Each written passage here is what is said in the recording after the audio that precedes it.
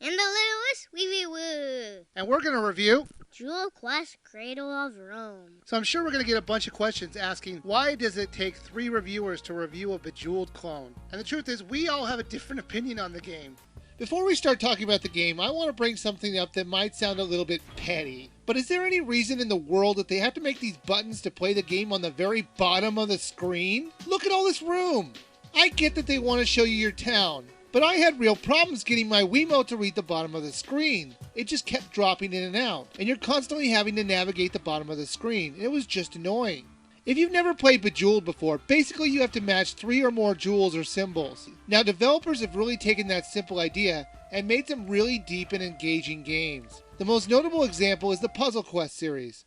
And before anyone asks, I know there's a Puzzle Quest game for the Wii, and no, I'm not going to review it. I spent too much time working on my iPhone version to be starting over on the Wii. Since I hear it's just a straight port, and I just assume it's just as good as the version I've been playing for months, I'm just going to say it's worth a buy. Now back to Cradle of Rome. They use the same basic concept. You collect jewels and symbols and you use them to build up your town and empire. It's not as complicated as Puzzle Quest, but that's not a bad thing as it makes it simple for kids to pick up and play.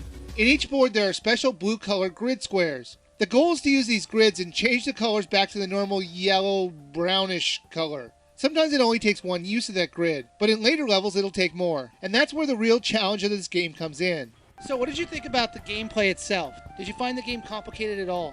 Not really. It's just that they have these chains that you have to break that are hard. Those chains, you basically use a hammer or use a nearby, not the figure that's inside the chain, a nearby exact figure inside, but nearby to open that chain. What was your favorite thing about Cradle of Rome? You could actually build your village and have other people giving you other power-ups for every time when you get awards during when you're playing the game, and that's something that you unlock when you build the city. If you don't build that part of the city and they were going to give you an award, then they won't give you the award for that.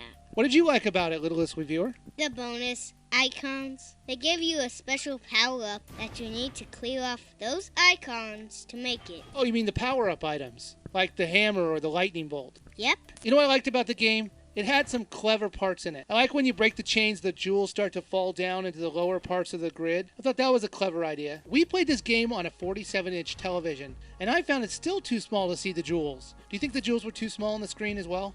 Not really. At least they're clickable. Of course they're clickable. What else would you do with them? Sit there and wait. Well, that would be an exciting game. Just look at the jewels game. Use your mind. Oh, yeah. It's a mind game. Okay, I'm now moving it in my mind over to this location. Oh, I just won the game. Do you think the jewels were too small, little reviewer? No. Medium size, good. Are you just trying to tell me that I'm old? Is that what you're trying to tell me, that I couldn't see because I'm old? Yes.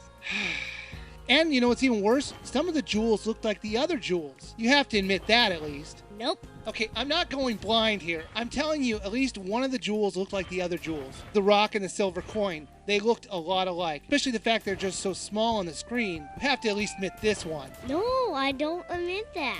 If there's different shapes, how are you going to say that they're the same thing? A coin and a rock are the same geometric shape. I'm not crazy. They look the same. So, what did you not like about this game, littlest reviewer? Nothing. What did you not like about this game? The chains. You didn't like the chains? I liked the chains. I thought that was a very clever idea. That's pretty insane. It's like, to beat a chain, you get all the room you have to get a hammer, which takes like a huge amount of time, or make a nearby chain disappear by making that same object inside the chain right by that chain. Alright, Jewel Quest, Cradle of Rome. Little reviewer, would you buy, rent, or skip?